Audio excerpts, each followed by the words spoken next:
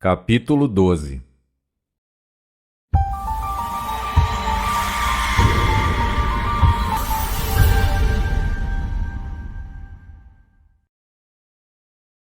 Se você se concentrar em certos pensamentos, se lhes dá sua total atenção, verá um mundo de significados em cada sentença e atrairá até você outros pensamentos em harmonia com eles, e logo aprenderá o significado completo do conhecimento vital no qual você está concentrando.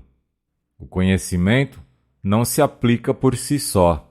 Como indivíduos, precisamos fazer a aplicação, e a aplicação consiste em fertilizar o pensamento com um propósito vivo. Com o tempo e o pensamento que muitas pessoas desperdiçam em esforços sem direção, conseguiriam maravilhas se estivessem dirigidos adequadamente, estivessem em direção a algum objetivo especial em vista. A fim de fazer isso, é necessário centrar sua força mental em um pensamento específico e mantê-la aí, até que se excluam todos os outros pensamentos. Quando você usa uma câmera fotográfica, percebe que quando o objetivo não é focado adequadamente, a impressão é indistinta e provavelmente apagada. Porém, quando se consegue o foco adequado, a impressão é clara e definida. Isso ilustra o poder da concentração. A menos que possa se concentrar no objeto que tem em vista, você não terá senão um contorno vago, indiferente, impreciso e apagado de seu ideal, e o resultado que obterá será de acordo com sua imagem mental. Não existe um propósito na vida que não possa se conseguir através do melhor entendimento científico do poder criativo do pensamento. Este poder de pensar é comum para todos. O homem é porque pensa. O poder do homem para pensar é infinito. Consequentemente, seu poder criativo é ilimitado. Sabemos que pensar é construir para nós a coisa na qual pensamos e naturalmente aproximá-la de nós. Ainda que constatemos ser difícil erradicar o medo, a ansiedade e o desalento, que são as forças do pensamento que continuamente afastam todas as coisas que desejamos, de tal forma que geralmente damos um passo na direção delas e retrocedemos dois. A única forma de evitar que se afastem é mantê-las movendo-se para a frente. A vigilância eterna é o preço do sucesso. Há 3 passos, os quais são absolutamente essenciais. Você primeiro precisa ter o conhecimento do seu poder. Segundo, a coragem de se atrever. E terceiro, a fé para realizá-lo. Com essa premissa, você pode construir um negócio ideal, uma casa ideal, amigos ideais e um ambiente ideal. Você não está limitado em materiais ou custos.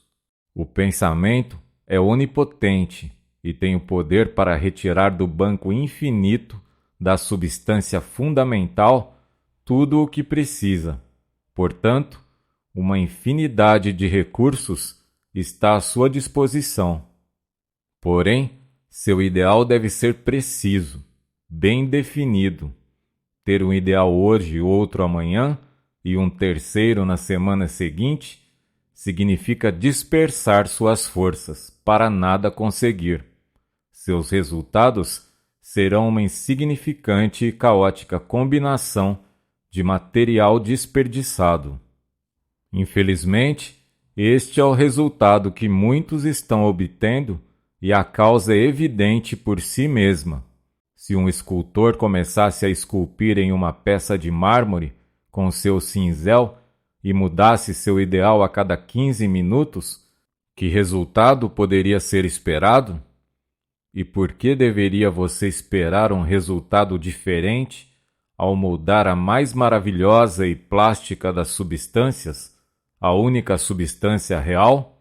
O resultado desta indecisão e do pensamento negativo leva frequentemente à perda da riqueza material.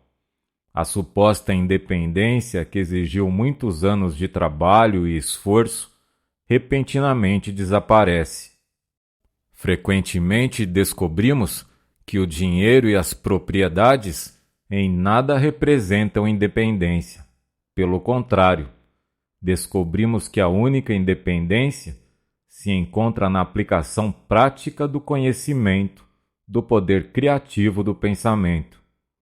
Este método de trabalho prático não virá até você até que aprenda que o único poder real que você tem é o poder para se ajustar aos princípios divinos e imutáveis. Você não pode mudar o infinito, mas pode chegar ao entendimento das leis naturais. A recompensa deste entendimento é a compreensão consciente de sua habilidade para ajustar a sua faculdade de pensamento com o pensamento universal que é onipresente. Sua habilidade para cooperar com esta onipotência indicará o grau de sucesso que terá. O poder do pensamento tem muitas mistificações que são mais ou menos fascinantes, porém os resultados são mais daninhos que úteis. A preocupação, o medo e todos os pensamentos negativos produzem uma colheita semelhante. Os que albergam pensamentos deste tipo, inevitavelmente, colherão o que semearam. Do outro lado, estão os buscadores de fenômenos que se deliciam com as assim chamadas provas e demonstrações, obtidas em sessões de materialização. Eles abrem suas portas mentais e se submergem nas mais venenosas correntes que podem ser encontradas no mundo psíquico. Não parecem entender que a habilidade para se tornarem negativos, receptivos e passivos drenam deles mesmos toda a força vital, o que lhes permite atrair essas formas de pensamento vibratório. Deste lado estão também os adoradores hindus, que veem nos fenômenos de materialização executados pelos denominados adeptos uma fonte de poder, esquecendo ou aparentemente não compreendendo que tão rapidamente quanto a vontade se retira, as formas vão embora, e as forças vibratórias das quais estão compostas se desvanecem. A telepatia ou transferência de pensamento recebeu bastante atenção, porém, como requer um estado mental negativo por parte do receptor, sua prática é danosa. É possível enviar um pensamento com a intenção de escutar ou ver, porém, trará consigo o castigo associado à inversão do princípio que envolve. Em muitos casos, o hipnotismo é positivamente perigoso tanto para o sujeito como para o operador. Ninguém familiarizado com as leis que governam o mundo mental pensaria em tentar dominar a vontade de outra pessoa, porque ao fazê-lo, gradual e seguramente, se despojaria de seu próprio poder. Todas estas perversões têm uma satisfação temporal e, para alguns, uma aguda fascinação. Porém, há uma fascinação infinitamente maior no verdadeiro entendimento do mundo do poder interno.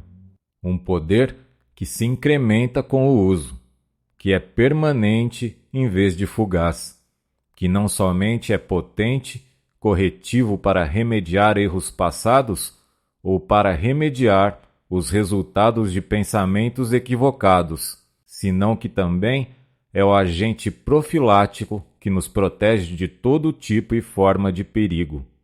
E, finalmente, é uma força criativa real, com a qual podemos construir novas condições e um novo ambiente ao nosso redor.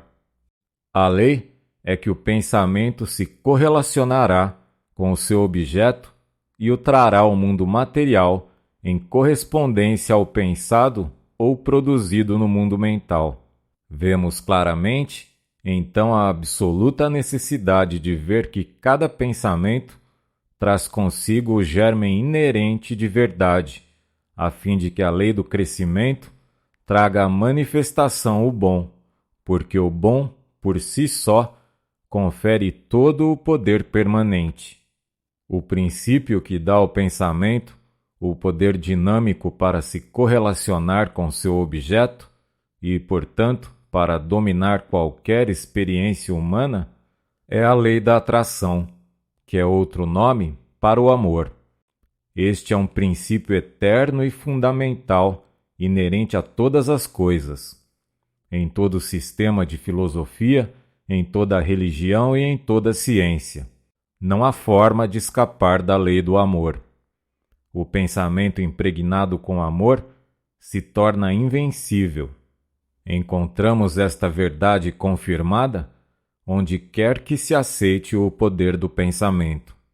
A mente universal não é somente inteligência, é também substância, e esta substância é a força de atração que une os elétrons para que se formem átomos.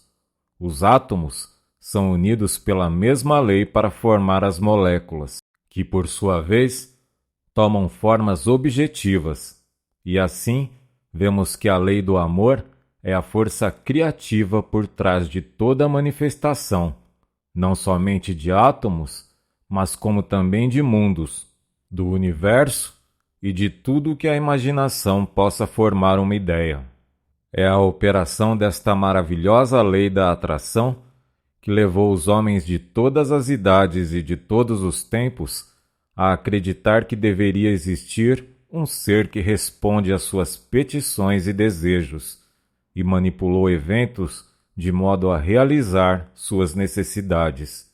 É a combinação de pensamento e amor que forma a força irresistível denominada lei da atração. Todas as leis naturais são irresistíveis. A lei da gravitação, as leis da eletricidade e qualquer outra lei opera com exatidão matemática. Não há variação. É tão somente o canal de distribuição que pode ser imperfeito. Se uma ponte desaba, não atribuímos seu colapso às variações na lei da gravidade. Se nos falta luz elétrica, não concluímos que as leis que governam a eletricidade não são confiáveis. E se a lei da atração parece ser imperfeita por uma pessoa inexperiente ou mal informada, não concluímos que a lei maior e infalível, sobre a qual descansa o sistema inteiro da criação, foi suspensa. Em vez disso, concluímos que se requer um pouco mais de entendimento da lei, pela mesma razão que a solução correta a um complicado problema matemático nem sempre se obtém de forma fácil e rápida. As coisas se criam no mundo mental ou espiritual antes que apareçam no movimento externo ou evento. Pelo simples processo de dominar o poder de nosso pensamento hoje, ajudamos a criar os eventos que virão em nossas vidas no futuro, talvez até mesmo amanhã. O desejo educado é o meio mais potente de pôr em ação a lei da atração. O homem está constituído de tal modo que deve primeiro criar as ferramentas ou implementar aquilo com o qual obtém o poder para pensar. A mente não entende uma ideia completamente nova até que a correspondente vibração de uma célula do cérebro esteja preparada para recebê-la. Isso explica porque é tão difícil para nós receber ou apreciar uma ideia completamente nova, pois não temos uma célula cerebral capaz de recebê-la e, portanto, somos céticos e não cremos nela. Portanto, se você não está familiarizado com a onipotência da lei da atração e o processo científico mediante o qual esta pode entrar em operação, ou se não está familiarizado com as possibilidades ilimitadas que se abrem ante os que estão habituados a levar vantagem com os recursos que a lei oferece, comece agora e crie as células cerebrais necessárias que lhe permitirão compreender os poderes ilimitados que podem ser seus, uma vez que coopere com a lei natural. Isso se faz mediante concentração ou atenção. A intenção governa a atenção. O poder vem através do repouso. É por meio da concentração que são conseguidos os pensamentos mais profundos, a palavra mais sábia e todas as forças de grande potencial. É no silêncio que você entra em contato com o poder onipotente da mente subconsciente, a partir da qual emana todo o poder. Aquele que deseja sabedoria, poder ou sucesso permanente de qualquer tipo, encontrá-lo-á unicamente dentro de si mesmo. É um desdobramento. Os que não reflexionam podem concluir que o silêncio é muito simples e facilmente alcançável. Porém, deve recordar-se que unicamente mediante o silêncio absoluto é que a pessoa pode entrar em contato com a própria divindade, aprender a lei imutável e abrir por si só os canais mediante os quais a prática persistente e a concentração o levarão à perfeição.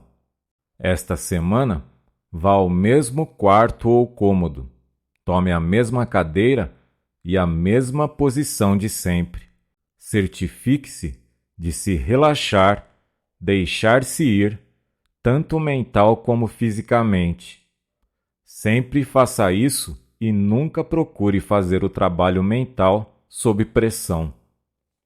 Cuide para que não tenha músculos ou nervos tensos e que esteja completamente cômodo. Agora, conscientize sua unidade com a onipotência. Entre em contato com este poder. Entre em uma profunda compreensão, apreciação e consciência do fato que sua habilidade para pensar é sua habilidade para entrar em contato com a mente universal. E traga esta a manifestação. Compreenda que cumprirá qualquer uma e todas suas petições. Compreenda que tem exatamente a mesma habilidade potencial que qualquer outro indivíduo, porque cada um é uma expressão ou manifestação do Uno. Todos somos partes do todo.